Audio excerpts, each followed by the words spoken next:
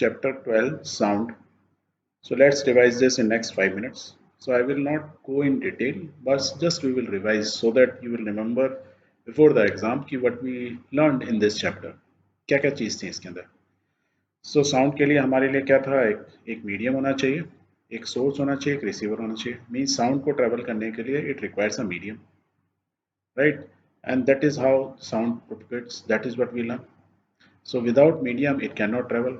And sound क्या होता है, इज अ सोर्स, एक टाइप की एनर्जी होती है. दैट मीन्स जब साउंड से एनर्जी आई, मतलब जब मैंने किसी चीज़ ने बोला तो एनर्जी आई, उस एनर्जी की वजह से जो सामने के मीडियम के जो एटम्स होते हैं या मॉलिक्यूल्स होते हैं वो क्या होते हैं, वाइब्रेट करना स्टार्ट करते हैं. So energy moves in the direction of the sound is moving. और यह बोल सकते हैं कि sound energy moving in this direction. क्या डायरेक्शन होती है, फ्रॉम सोर्स टू रिसीवर. जब एनर्जी ट्रांसफर होती है तो मीडियम के जो पार्टिकल्स होते हैं वो वाइब्रेट करते हैं होते हैं, तो कहीं उनकी डेंसिटी बढ़ जाती है, दैट इज कॉल्ड कंप्रेशन. कहीं उनकी डेंसिटी कम हो जाती है, दैट इज रेयरफिकेशन. और ये जो चीज़ होती है, यदि हमारी साउंड एनर्जी यहाँ से कंटिन्यूस आती जा रही है तो ये क्या चीज़ होती है, वाइब्रेट करती हैं अपने पोजीशन पे. तो ये कंप्रेशन और रेयरफिकेशन की पोजीशन कंटिन्यूस चेंज होती रहती है, राइट. जहाँ कंप्रेशन होता है तो हम बोलते हैं कि ये एयर में है तो हम बोलते हैं वहाँ पे प्रेशर बढ़ गया है. और जहाँ पे कंप्रेशन रेरिफिकेशन होता है हम बोलते हैं उस रीजन के अंदर pressure is low pressure region. यदि कोई मीडियम नहीं है और सोर्स में हम कुछ भी चीज़ बजाते रहें, ड्रम बजाते रहें, तो रिसीवर पे हमको कुछ आवाज़ सुनाई नहीं देगी जहाँ पे रिसीव कर रहे हैं हम उस साउंड को. एज हाई एज कि वहाँ पे न्यूक्लियर बम भी पड़ जाए जो सबसे ज़्यादा साउंड हो सकती है, हम जो इमेजिन कर सकते हैं, तब भी हम यहाँ नहीं सुन पाएंगे because there is no medium, right. सुनने वाला भी कितना अच्छा हो कि नॉर्मल इंसान की जगह डॉग भी हो जो कि हमसे ज़्यादा साउंड सुन सकता है, रिसीव कर सकता है हाई फ्रीक्वेंसी साउंड, वो भी नहीं सुन पाएगा because there is no medium. So a medium is must for the sound propagation, that is what we learn in this chapter. Medium क्या हो सकते हैं, सॉलिड हो सकता है, लिक्विड हो सकता है, गैस हो सकता है. यही तीन तरह के मीडियम हो सकते हैं. प्लस साउंड वेव्स में जो है, क्योंकि एनर्जी ट्रांसफर हो रही होती है, मीन्स फिजिकली ट्रांसफर होती है, एटम्स को हिट कर रहे होते हैं, that means we call them a mechanical waves. तो sound waves is a type of a mechanical wave. हमने ये देखा था कि डिफरेंट मीडियम्स के अंदर एटम्स जो होते हैं वो डिफरेंट दूरी पर होते हैं. दैट मीन्स जहाँ पे हमारी डिस्टेंस कम होगा और यदि मैं फर्स्ट एटम को हिट करूंगा तो एनर्जी इस पहले एटम से दूसरे एटम पे बहुत जल्दी ट्रांसफर होगी because distance is less compare to another medium where the atom distance is pretty high. यदि मैं इसको हिट करूंगा तो यहाँ से यहाँ पे इसको ट्रैवल करने में टाइम लगेगा because sound is a mechanical wave. तो जब ज़्यादा टाइम लगेगा तो डेट मीन्स जहाँ मेरे एटम्स पास में होंगे उसमें मेरी साउंड की स्पीड ज़्यादा होगी compare to where the atoms distance is far away. अब यदि मैं तीनों मीडियम की बात करूँ, सॉलिड, लिक्विड और गैस में, तो सॉलिड में जो एटम्स सबसे पास होते हैं, लिक्विड में उससे दूर होते हैं और गैस में उससे भी ज़्यादा दूर होते हैं. दैट मीन्स साउंड की जो जो वेलोसिटी होती है वो सॉलिड्स में फर्स्ट होती है, लिक्विड में उससे कम होती है और गैस में और कम होती है. इनडायरेक्टली बोले कि जिसकी डेंसिटी जितनी ज़्यादा उसमें वेलोसिटी और साउंड उतनी ज़्यादा, right. That is what we learn and this ये एक्सपेरिमेंट से भी निकला कि जैसे एयर में कम होगी, वाटर और ज़्यादा डेंसिटी बढ़ती जा रही है तो हमारी स्पीड ऑफ साउंड बढ़ती जा रही है. पर हमने एक और चीज़ भी देखी कि सेम मीडियम के अंदर, मान लो एयर एक मीडियम है या कोई भी वाटर भी एक मीडियम है, जब उसका टेम्परेचर इंक्रीज करता है तो speed of the sound same medium के अंदर बढ़ जाती है. ये हमने कैसे सीखा था कि जो ठंडा मीडियम होता है दो उसकी डेंसिटी ज़्यादा है, बट उसके अंदर जो एटम्स या मॉलिक्यूल्स हैं उनके अंदर पहले से खुद की एनर्जी बहुत कम होती है. वेरा जब हम गर्म कर देते हैं उनके अंदर से पहले से ही कुछ एनर्जी है. जब एनर्जी है और हम sound as a form of energy, जैसे ही हम हॉट चीज़ों को थोड़ी सी एनर्जी देंगे तो वो ज़्यादा तेज़ी से वाइब्रेट करेंगे. That means that is why जब टेम्परेचर बढ़ता जाता है तो उसके अंदर हमारी साउंड की स्पीड बढ़ती जाती है. जैसे एयर के केस में 0 डिग्री सेंटीग्रेड थी 30 मीटर पर सेकेंड होती है, तो 22 डिग्री सेंटीग्रेड में दैट मीन्स हायर टेम्परेचर उसकी वेलोसिटी बढ़ गई, करीब 14 मीटर पर सेकेंड बढ़ गई. इसलिए बढ़ जाती है क्योंकि ये पहले से ही जगे हुए हैं पार्टिकल्स. यही हमने सीखा था. प्लस हमने ये सीखा था कि साउंड जो होती है उसकी कुछ कैरेक्टरिस्टिक्स होती हैं. तो रेयरफिकेशन और कंप्रेशन हो रहा होता है तो उसको यदि हम डेंसिटी को प्रेशर को रिप्रेजेंट करते हैं, we can represent in the form of a wave. Wave का जो हाईएस्ट डेंसिटी आती है उसको बोलते हैं, जो पॉइंट होता है उसको बोलते हैं क्रेस्ट, और जो लोएस्ट पॉइंट होता है किसी भी इस शेप में जो दिया था उसको बोलते हैं ट्रफ. और जो मिड पॉइंट होता है उससे हाइट में जो ऊपर जो जो हाइट नापते हैं उसको बोलते हैं एम्पलीट्यूड. ए से नोट करते हैं, नीचे भी सेम एम्पलीट्यूड ए से, मीन्स मिड पोजीशन से उतना ही ज़्यादा जा रहा है उतना ही कम, मीन्स और डेंसिटी ये क्या ग्राफ क्या रिप्रेजेंट कर रहा है, ये वेव ये रिप्रेजेंट कर रही है कि डेंसिटी ऑफ द पार्टिकल या प्रेशर ऑफ द पार्टिकल यहाँ से लेके यहाँ तक कैसे कैसे वेरी करते हैं। Means gradually high compression ratio से धीरे धीरे उसकी कंप्रेशन रेशो कम होती जाती है, डेंसिटी कम होती जाती है, और फिर डेंसिटी या प्रेशर धीरे धीरे बढ़ के हुए मैक्सिमम हो जाता है। और ये प्रोसेस कंटिन्यूस चलती रहती है। और एक कंप्रेशन से यदि मैं एक ही जगह पे खड़ा रहूँगा तो ये मेरी वेव कुछ देर में नीचे आ जाएगी। दैट मीन्स ये मेरा या बोलूँ मेरा कंप्रेशन से नेक्स्ट कंप्रेशन के बीच में मेरा ये एक साइकिल है। इस साइकिल में एक कंप्रेशन से दूसरे कंप्रेशन तक यदि में चलना होगा, इतना डिस्टेंस वेव ने ट्रेवल किया, that is called lambda, that is called the wave length, और ये डिस्टेंस होगी। और एक साइकिल को कंप्लीट करने में यहाँ से यहाँ तक जो टाइम लगता है, that is called the time period, that is called. And इस टाइम पीरियड को एक फ्रीक्वेंसी को कंप्लीट करने में जो टाइम लगता है, तो वन ऑसिलेशन जो टाइम लगता है per unit time, that is called frequency, जिसको म्यू से रिप्रेजेंट करते हैं, यह ग्रीक वर्ड है। इसकी और टाइम पीरियड और फ्रीक्वेंसी में क्या होता है, इनवर्सली प्रोपोर्शनल। मेरी यदि फ्रीक्वेंसी बढ़ गई तो टाइम पीरियड मेरा घट गया।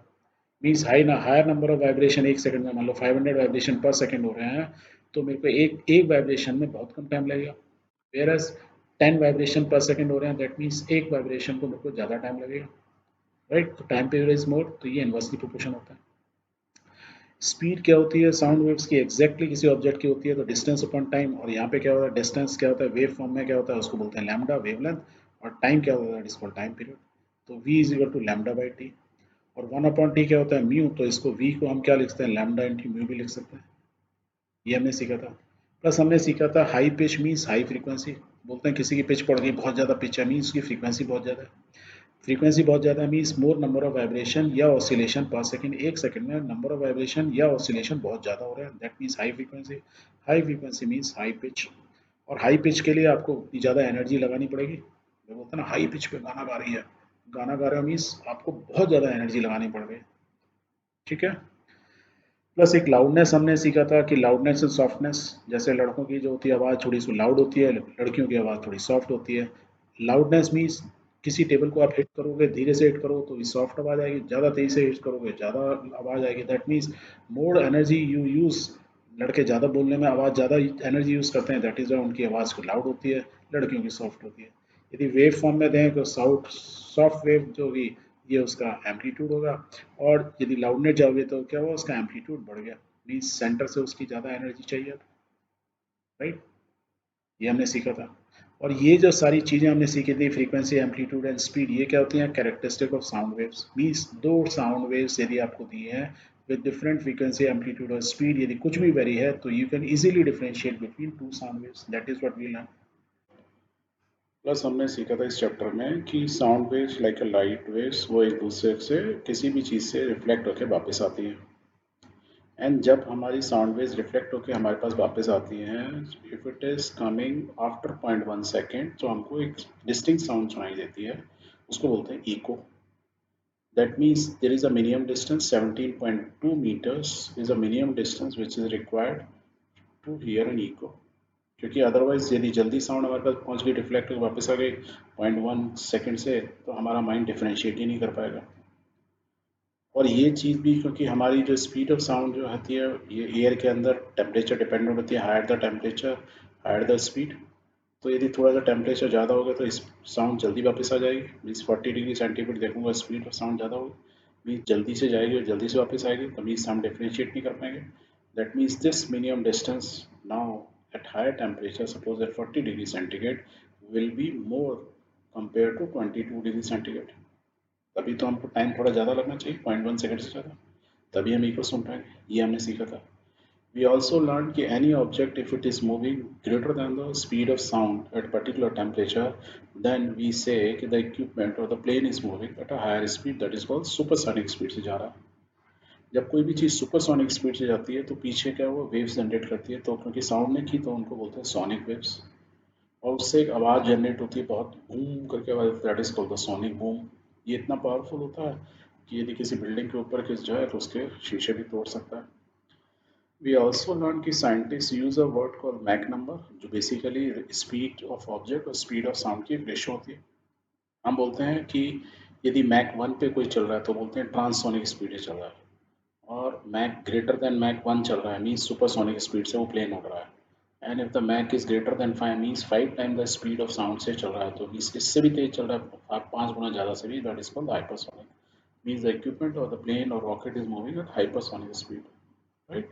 जैसे हाइपरसोनिक मिसाइल्स होती हैं, वो साउंड की स्पीड से 5 टाइम से ज़्यादा स्पीडें चल रही होती हैं। We learn the range of hearing, human beings के लिए 20 हर्ट्ज से 20,000 हर्ट्ज तक होती है, 20 किलो हर्ट्ज तक की रेंज होती है जो ह्यूमन बींग सुन सकता है। उससे ज़्यादा जो साउंड की फ्रीक्वेंसी यदि होगी उसको बोलते हैं अल्ट्रासाउंड, और इससे यदि कम होगी 20 हर्ट्ज से उसको बोलते हैं इंफ्रासोनिक। कम साउंड को भी नहीं सुन सकता आदमी और ज़्यादा साउंड को भी सुन सकता है। कम साउंड को बहुत बड़े जानवर जो होते हैं, जो एलिफेंट हुए, राइनोसरस हुए, वेल्स हुए, वो लो फ्रीक्वेंसी साउंड्स होती हैं। 20 हर्ट्ज से कम means as low as 5 hertz तक, मीन्स 5 वाइब्रेशंस पर सेकेंड यदि हो रहे होते हैं उसको भी वो सुन सकते हैं। इसलिए आपने बहुत बार देखा होगा जो एलिफेंट्स होते हैं, भूकंप आ रहा होता है या सुनामी आती होती है तो इतनी कम साउंड हो रही होती है कि उनको फील हो जाता है, वो सुन सकते हैं, तो भागने लगते हैं, right. Whereas ultrasound means greater than 20,000 hertz से ज़्यादा साउंड को जो उसको बोलते हैं अल्ट्रासाउंड, और उसको कुछ जानवर होते हैं या छोटे बच्चे 5 साल से वो सुन सकते हैं। जानवर में डॉग जो है 20 हर्ट्ज किलो हर्ट्ज तक सुन सकता है, 25,000 हर्ट्ज पर, राइट। अल्ट्रासोनिक जो साउंड होती है means high frequency sound, means high energy, इसका बहुत यूज़ होता है इंडस्ट्री में। क्लीनिंग ऑफ रस्ट और ग्रीस रिमूवल के लिए होता है, डिटेक्शन ऑफ क्रैक्स हम कर सकते हैं, ह्यूमन बॉडी के जो अंदर यदि कोई कुछ चीज़ है उसकी इमेज बना सकते हैं, राइट। यदि किसी के किडनी में स्टोन हो जाए तो उसको हाई हाई बीम को, ये high ultrasonic beam means high energy beams को डायरेक्ट कर दें तो उसको तोड़ देती है। प्लस अल्ट्रासोनिक वेव्स का ना सोनार जो इक्विपमेंट होता है उसमें, मीन्स सोनार मीन्स होता है साउंड नेविगेशन रेंजिंग इक्विपमेंट में यूज़ किया जाता है। मीन्स शिप में अल्ट्रासोनिक एक इमीटर लगा दिया जाता है, एक जो नीचे साउंड वेव्स जाती हैं, अल्ट्रासोनिक वेव्स नीचे हिट करती हैं वापस आती हैं। इससे क्या होता है, सोनार से फ़ायदा ये होता है कि हम ये पता लगा सकते हैं कि कौन सी चीज़ है नीचे और किस स्पीड से चल रही है या उसका शेप वगैरह क्या है, ये हमने सीखा था। प्लस हमने ये सीखा था कि हम जो है हमारे ईयर्स होता है उसका, या हमारा हो या किसी जानवर का, मोर और लेस सेम एक जैसे ही होते हैं। उसके 3 पार्ट होते हैं, एक एक्सटर्नल, मिडल और इनर। एक्सटर्नल पार्ट में क्या है कि साउंड वेव्स आती हैं, जो हमारा बाहर बाहर का जो पार्ट होता है, कान होता है, उसको बोलते हैं पिना। वो साउंड वेव्स को क्या होता है, रिफ्लेक्ट करता है, और रिफ्लेक्ट करके वो डायरेक्ट करता है इस कैनाल में, that is called the auditory canal. उसके एंड में क्या होता है, डायफ्राम होता है जिसको बोलते हैं ईयर ड्रम। ये वाइब्रेट करता है, ये वाइब्रेट करता है तो उससे 2 पार्ट जुड़े होते हैं, हैम और एनिमल। तो ये क्या करता है, इसमें सेकंड पार्ट में एम्पलीफाई होती है साउंड। तो जो भी इससे वाइब्रेशन हो, वाइब्रेशन एम्पलीफाइड हो गया, वो वाइब्रेशन को जो थर्ड पार्ट होता है उसको कन्वर्ट करता है इलेक्ट्रिकल सिग्नल्स के फॉर्म में, और ये हमारे दिमाग में जाते हैं और हमें पता लग जाता है कि क्या चीज़ की साउंड हो रही है। एंड विद एक्सपीरियंस हम साउंड्स में डिफरेंशिएट करना सीख जाते हैं कि हाई फ्रीक्वेंसी साउंड है कि लो फ्रीक्वेंसी साउंड है, कि आ है, ए है, बी है। Clear? So these things we learned in this chapter called sound.